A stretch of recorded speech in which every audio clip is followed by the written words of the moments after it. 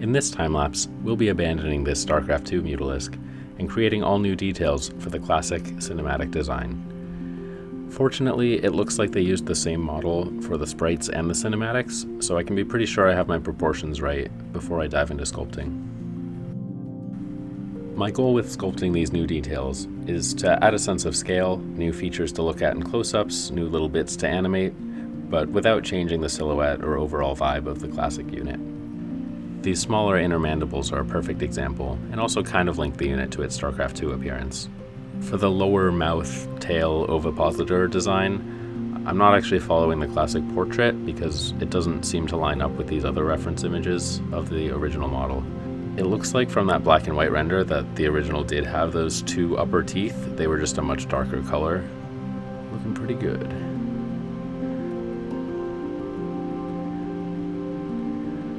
Moving on to the body, the biggest priority was to make sure that it looked like a segmented insectoid kind of creature. I think that segmented tail, and also this tail that gets wider towards the bottom, is really the distinctive feature of the StarCraft 1 design over the StarCraft 2 design. For these models, I'm not going out of my way to avoid StarCraft Remastered's designs, but I know that their art direction was really focused on that overhead isometric, what looked best from the gameplay view, whereas for my cinematic close-ups, I don't necessarily want to make the same decisions that they did.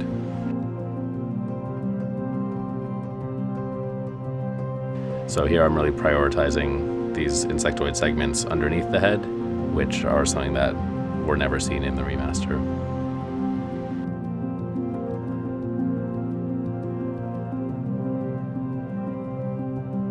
And the body is looking pretty good. Next up, the wings. I'm actually going to make the wing membranes and the wing bones separately, just mostly because it'll be much easier to sculpt. The wings are another really distinctive feature of the StarCraft 1 design. You always want to draw inspiration from real creatures when doing a fictional creature design, but I kind of feel like the later Mutalisks are a little bit too traditionally bat or dragon-like.